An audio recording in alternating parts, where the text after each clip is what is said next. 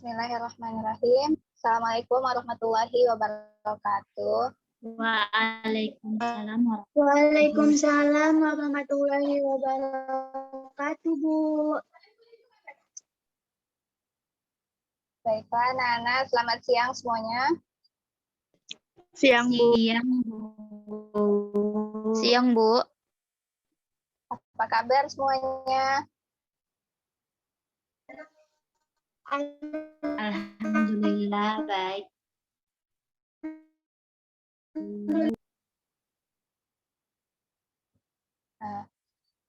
Sebelum kita memulai pelajaran kita hari ini, alangkah baiknya kita memulai pembelajaran kita pada hari ini dengan lafaz al-basmalah.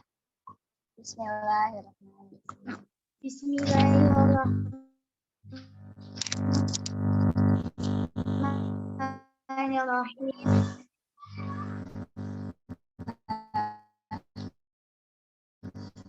Sekarang Ibu akan membacakan absensi.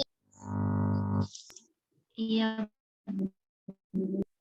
Yang namanya dipanggil, silakan bilang hadir.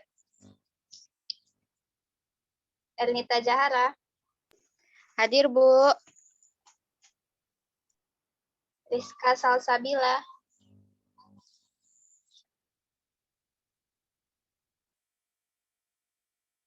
Belum masuk ya. Siska Pragawati.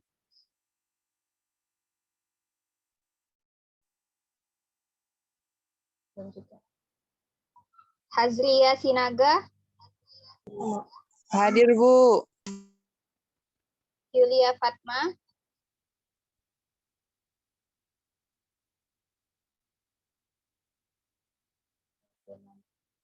Cahaya Badaria.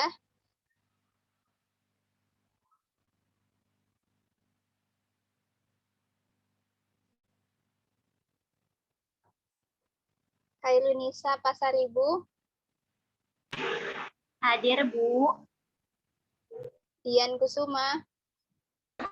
Hadir, Bu. Indah Sari. Hadir, Bu. Nining.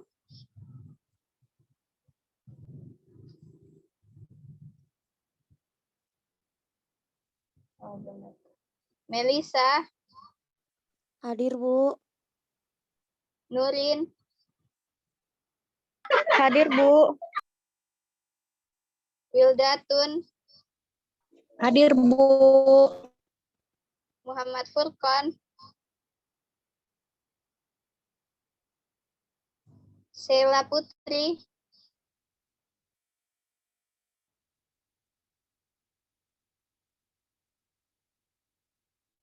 Nofrial Fauzi.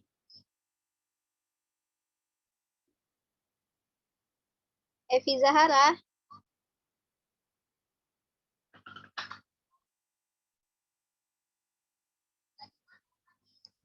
Baiklah, ternyata ada teman kita yang belum masuk ya. Apa? Nah, hari ini kita akan belajar tentang klasifikasi organisme.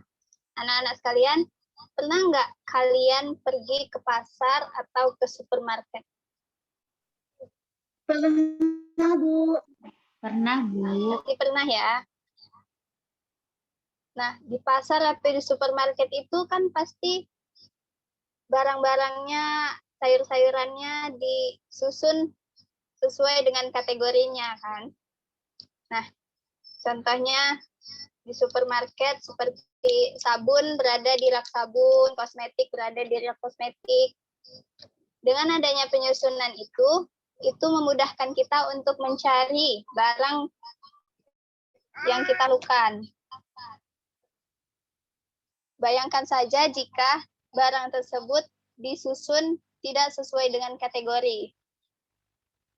Misalnya kita ingin mencari sabun, ternyata sabunnya ada di rak makanan, kan susah untuk mencarinya.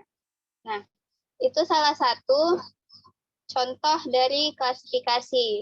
Nah, sekarang kita belajar klasifikasi organisme yang berkaitan dengan makhluk hidup.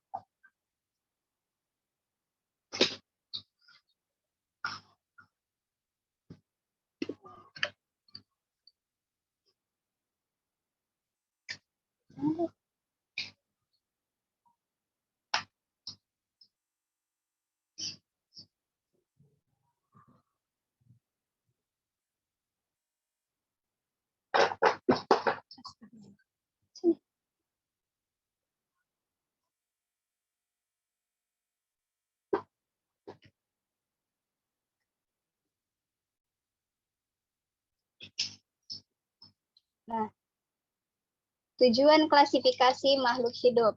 Yang pertama ialah mempermudah proses mempelajari makhluk hidup. Dengan mengetahui klasifikasi makhluk hidup, kita sekaligus mengetahui ciri-ciri dari makhluk hidup tersebut dan mempelajari makhluk hidup yang memiliki ciri yang serupa. Lalu ada mengetahui hubungan kekerabatan. Selanjutnya adalah membedakan makhluk hidup yang satu dengan yang lainnya. Contohnya, kera dengan monyet. Walaupun kera dan monyet terlihat sama, namun nama dari kedua hewan tersebut berbeda. Nah, dengan nama yang berbeda berarti mereka memiliki suatu ciri yang berbeda, yang membedakan di antara keduanya. Selanjutnya, menyederhanakan objek studi. Dengan banyaknya makhluk hidup yang ada di bumi ini, kita tidak bisa secara keseluruhan melakukan penelitian untuk menentukan nama dari suatu organisme gitu. Dengan adanya klasifikasi ini, kita menyederhanakan objek studinya sehingga kita dapat berfokus pada bidang itu saja gitu. Contohnya kita ingin meneliti tentang animalia, nah kita belajar tentang animalia saja.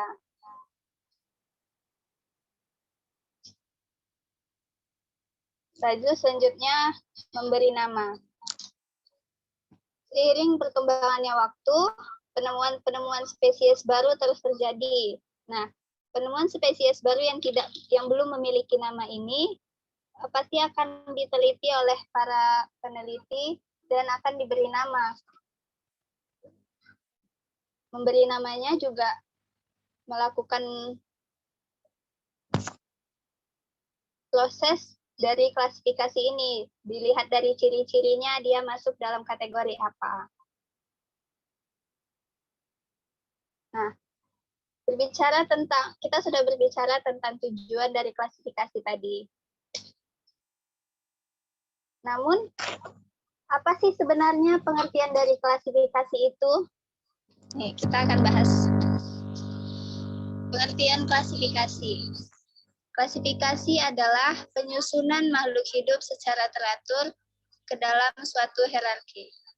Menurut Rideng, klasifikasi adalah pembentukan takson-takson dengan tujuan mencari materi keseragaman dalam keanekaragaman.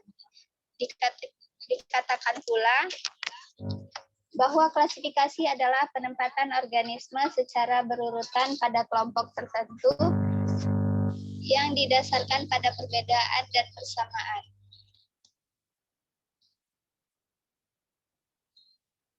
Semua ahli biologi menggunakan suatu sistem klasifikasi untuk mengelompokkan tumbuhan ataupun hewan yang memiliki persamaan struktur.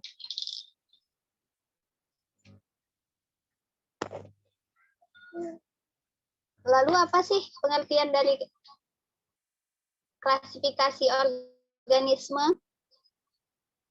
Nah, klasifikasi organisme berarti suatu cara memilah dan mengelompok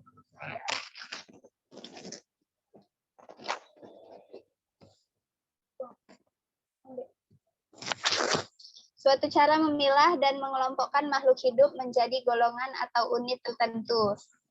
Dengan adanya klasifikasi makhluk hidup, kita dapat membedakan ciri yang mereka miliki. Bagaimana mereka tumbuh, cara hidup mereka, cara makan, berkembang biak, dan masih banyak lagi.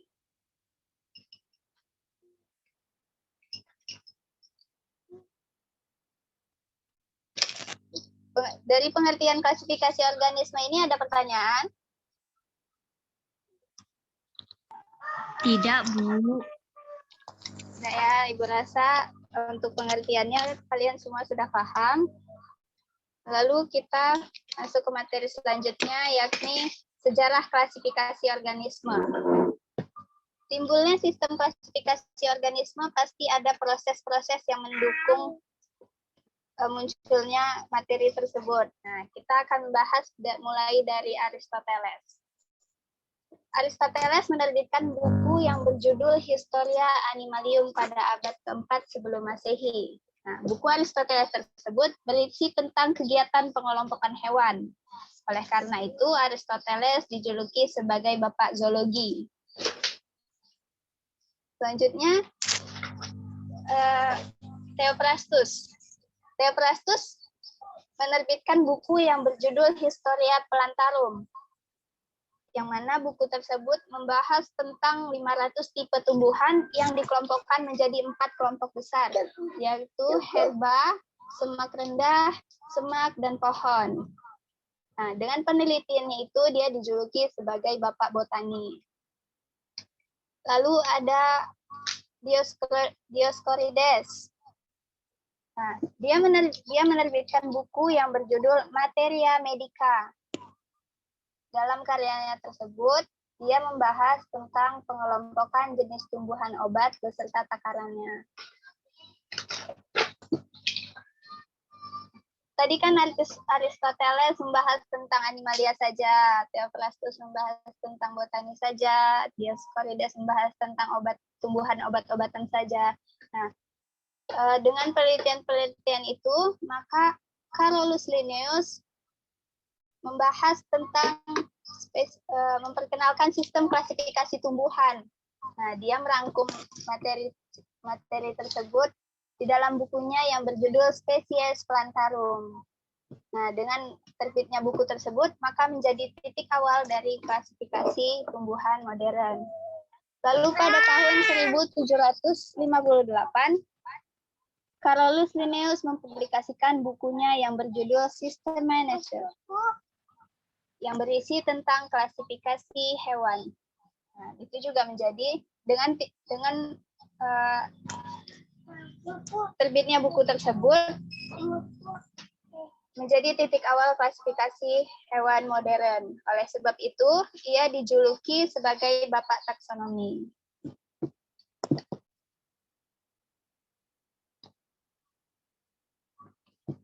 Dari sejarah klasifikasi organisme ini, ada yang ingin ditanyakan lagi?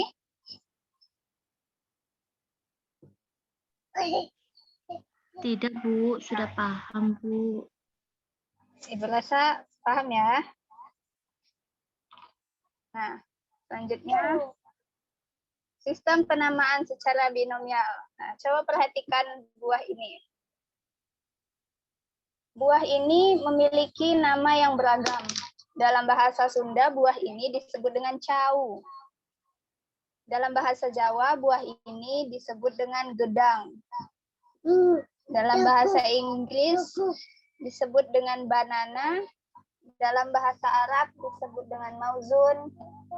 Dan dalam bahasa Indonesia, disebut dengan pisang. Nah,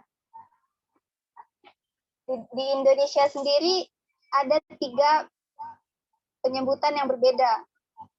Bagaimana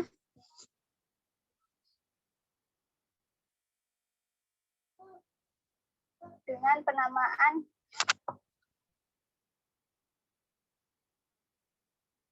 di seluruh dunia? Pasti sangat beragam dan itu akan membuat kita sulit untuk menentukannya, sulit untuk mengenalinya, dan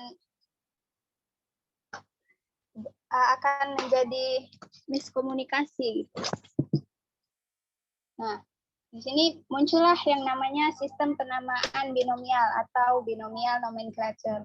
Apa sih penamaan binomial nomenclature itu? Sistem penamaan binomial adalah penamaan baku untuk seluruh organisme makhluk hidup yang terdiri dari 2 kata dari sistem takson, di mana kata pertama mengambil nama genus dan kata kedua mengambil nama spesies. Para ahli biologi di seluruh dunia sepakat bahwa dalam menamai hewan ataupun tumbuhan menggunakan nama standar yang disebut nama Latin atau nama ilmiah.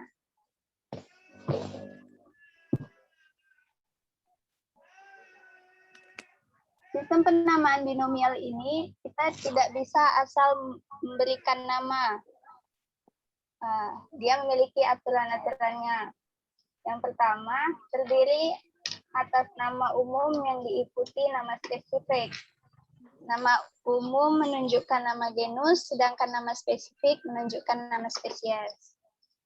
Lalu harus menggunakan bahasa Latin atau bahasa lain yang dilatinkan dan bahasa Yunani. Menggunakan huruf awal dari nama pertama ditulis dengan huruf kapital, sedangkan huruf yang lainnya ditulis dengan huruf kecil. Nama genus dan spesies diberi garis bawah. Nama genus dan spesies diberi garis bawah atau ditulis dengan huruf miring. Jika nama terdiri atas 3 kata, maka kata kedua dan ketiga disatukan menjadi satu kata atau diberi tanda hubung. Ibu ada buat contoh. Contohnya ialah Hibiscus rosa sinensis. Ada yang tahu apa itu Hibiscus rosa sinensis?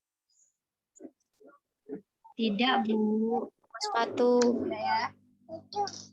Nah, Hibiscus rosa sinensis adalah bunga kembang sepatu.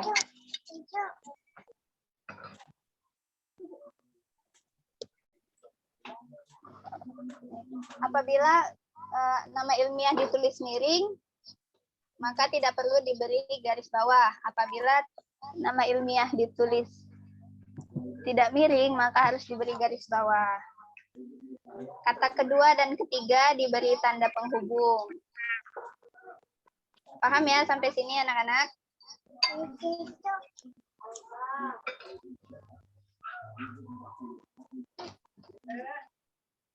Nah, ini Ibu ada memberikan contoh klasifikasi lainnya.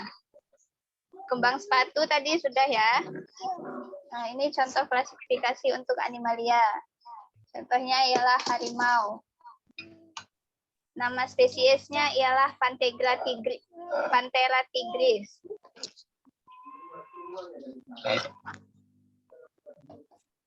Selanjutnya kita membahas tentang sistem klasifikasi organisme.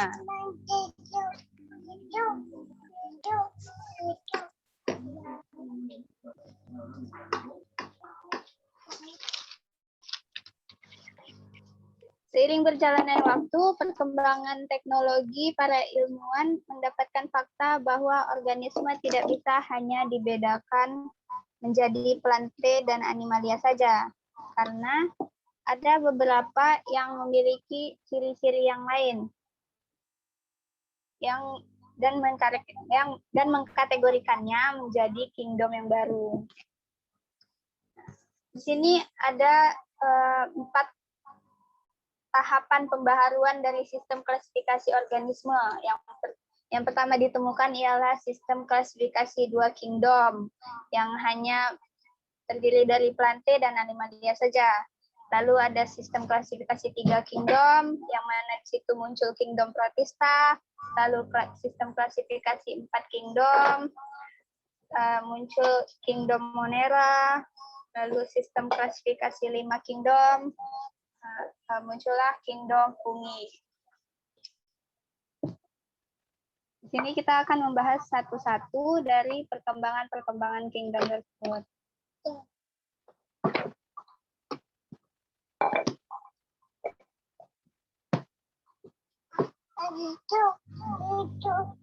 Yang pertama kita membahas tentang sistem klasifikasi 2 kingdom.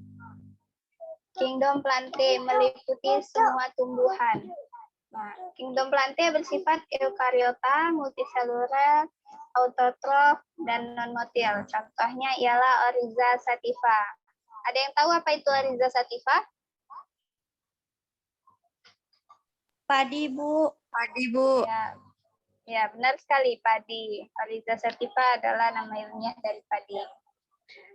Lalu, kingdom animalia meliputi semua hewan. Kingdom animalia bersifat eukariota, multiseluler, heterotrof, dan motil. Contohnya ialah Panthera tigris. Nah, tadi sudah kita bahas kan Panthera tigris itu apa? Harimau.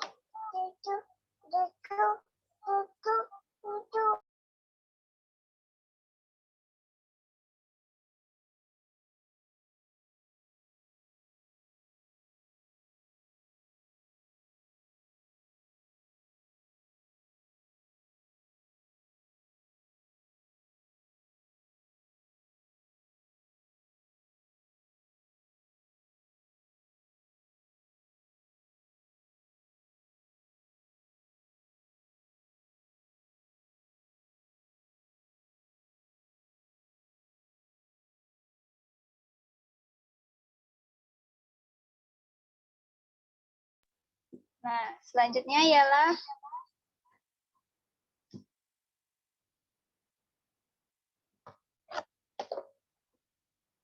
sistem klasifikasi 3 kingdom. Nah, kita akan membahas tentang kingdom protista. Bentar ya, anak-anak.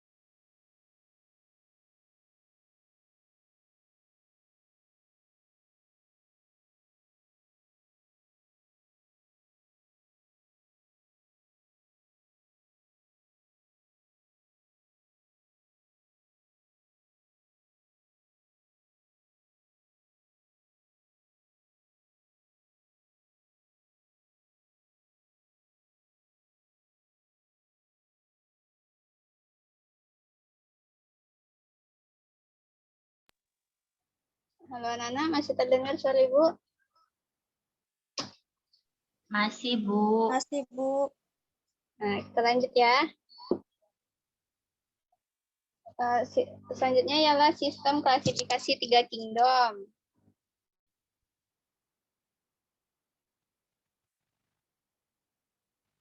Kita membahas tentang kingdom protista. Kingdom protista adalah kelompok organisme yang tidak tergolong tumbuhan ataupun hewan. Bersifat eukariota, uniseluler atau multiseluler, autotrof atau heterotrof. Contohnya ialah Euglena.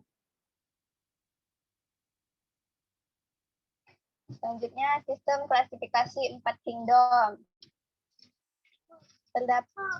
Yakni kingdom Monera, merupakan kelompok organisme yang tidak memiliki membran inti, bersifat prokariota, uniseluler, autotrof atau heterotrof, motil dan atau non motil. Contohnya Escherichia coli. Selanjutnya sistem klasifikasi 5 kingdom, yakni kingdom fungi. Fungi berbeda dengan tumbuhan dalam beberapa hal, antara lain tubuh fungi disusun oleh hifa, tidak berklorofil dan berkembang biak dengan membentuk spora. Bersifat eukariota, multiseluler, heterotrof, non-motil. Contohnya ialah Pleurotus ostreatus, yakni jamur tiram.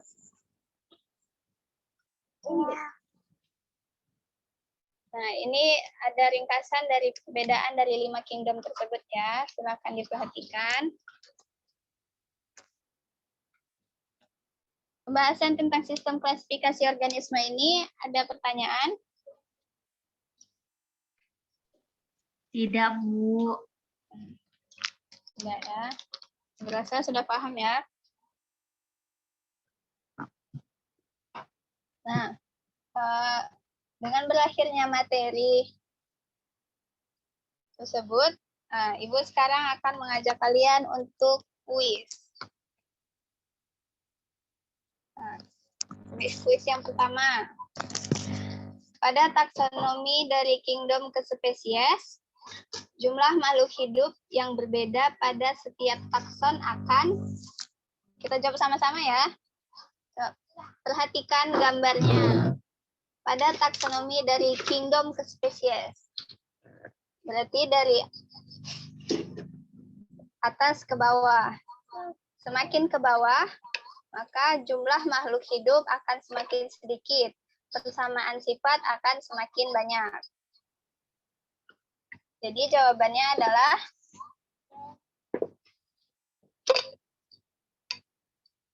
jumlah makhluk hidup yang berbeda dari kingdom ke spesies berarti semakin sedikit. Jawabannya adalah B. Sedikit, Bu. Iya, benar. Semakin sedikit. Lalu soal nomor 2. Padi memiliki nama ilmiah Oryza sativa.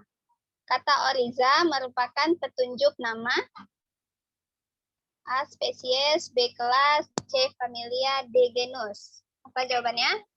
Genus, Bu. Genus, Bu. Paham ya? Selanjutnya.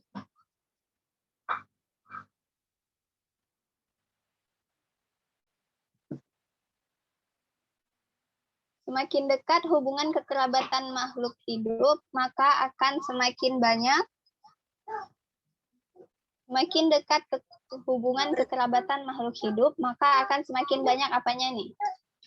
Perbedaan Persamaan sifatnya, Bu. Persamaan sifatnya, Bu. Nah, persamaannya benar sekali. Selanjutnya, Euglena kurang cocok jika hanya dimasukkan dalam Animalia. Karena Euglena juga memiliki ciri yang dimiliki oleh Plante, yaitu Euglena ini Heterotrof, Bu. heterotrof atau autotrof? Autotrof, Bu, yang dimiliki oleh Plantae. Ya.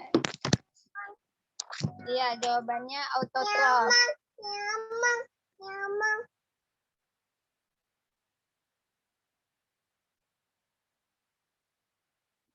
Autotrof karena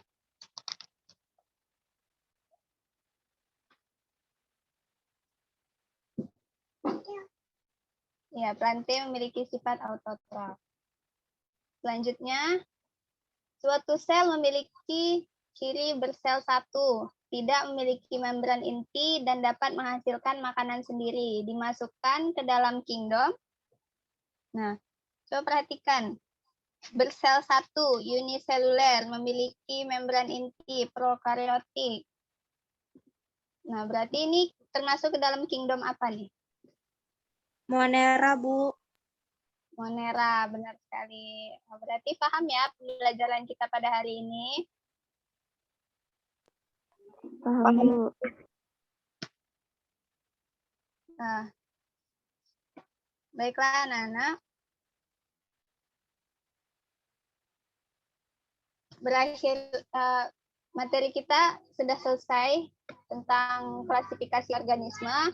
Ibu harap dengan berakhirnya pembelajaran kita hari ini, kalian tidak berhenti untuk membaca lagi, mengulang lagi pembelajaran, sehingga materi-materi tersebut dapat terus teringat, gitu, tidak lupa. Paham ya, anak-anak? Paham, Bu. Baiklah, kita akhiri pelajaran kita pada hari ini. Jaga kesehatan semuanya. Patuhi protokol kesehatan agar pandemi ini segera berakhir dan kita dapat ketemu secara offline, bertemu dengan teman-teman lagi. Kita akhiri pembelajaran kita pada hari ini dengan lafaz alhamdulillah. Alhamdulillahirabbil alamin. Assalamualaikum warahmatullahi wabarakatuh. Waalaikumsalam warahmatullahi wabarakatuh.